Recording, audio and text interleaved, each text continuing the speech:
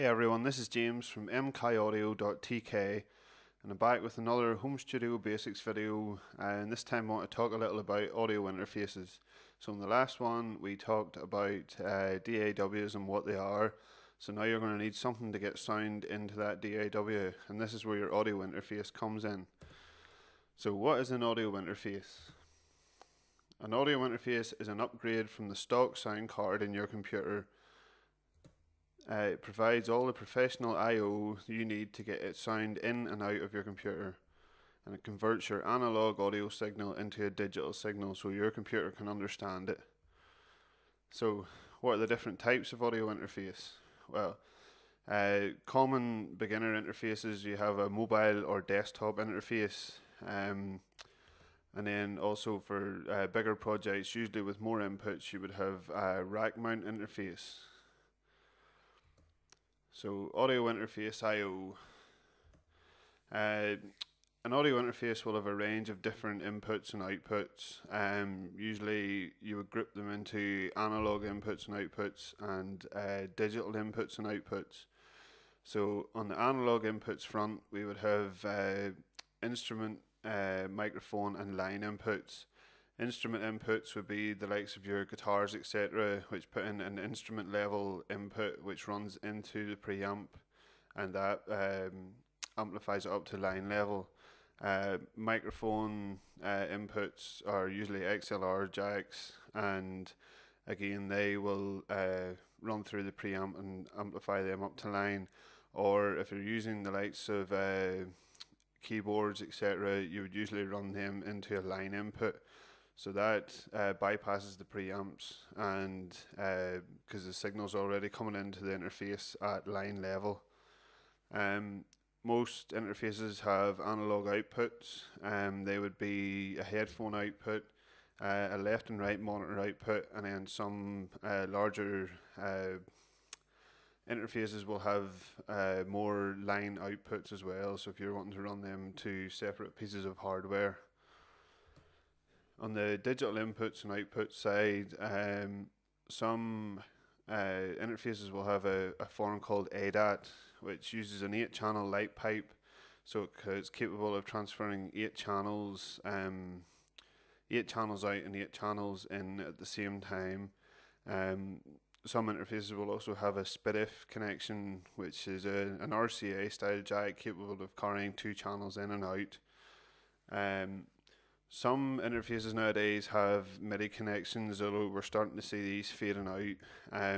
It's not such a big deal because most MIDI devices nowadays connect straight into the computer via USB, so there's no need to have those connections on your interface. However, if you have an older piece of MIDI gear, maybe an old MIDI controller, etc., you may want to look for something that still has those connections on it, and there are still interfaces available with it, but don't worry if you don't have them. Most of the time they're not necessary.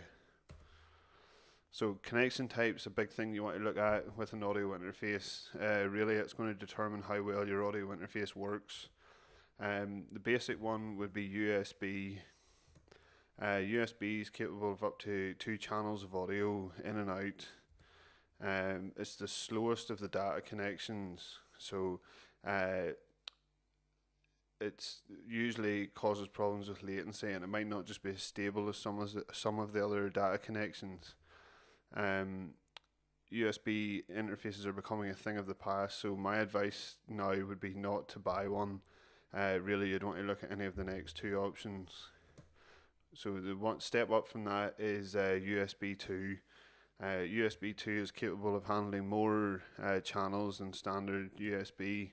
It's a lot faster than standard USB as well. Now anything with more than 2 preamps, so that's really anything more than a 2-channel interface, is going to require a separate power supply. A 2-channel interface, or a single channel interface even, is capable of running off the bus power from the USB 2 connection. Then we have FireWire, which is capable of handling the most amount of simultaneous channels in and out of your computer. It's the fastest of the 3 connections, so generally if you're looking for a low latency system, you'll be wanting to look for a FireWire interface. And again, similar to USB 2, anything more than 2 preamps and the unit will require a separate power supply, whereas smaller ones can run off the FireWire connection.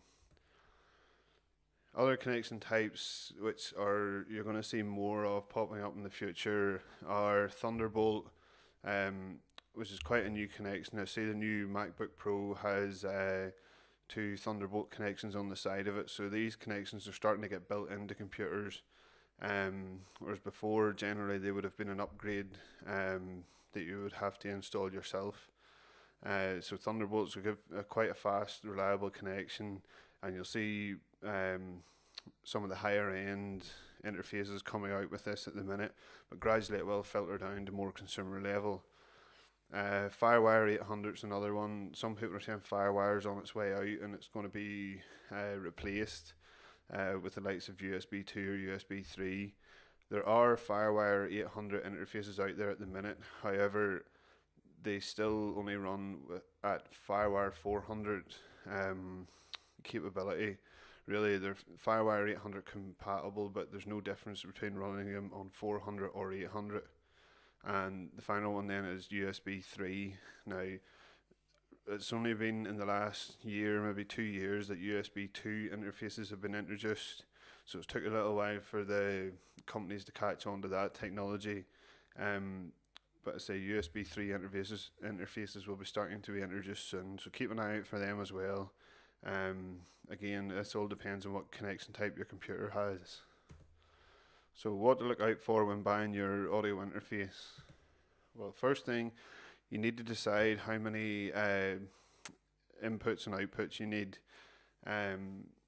If you need to record a full band, you're going to want at least maybe 8 inputs. If you're only recording yourself and you overdub most things, maybe a small 2-channel interface would be more than enough for you.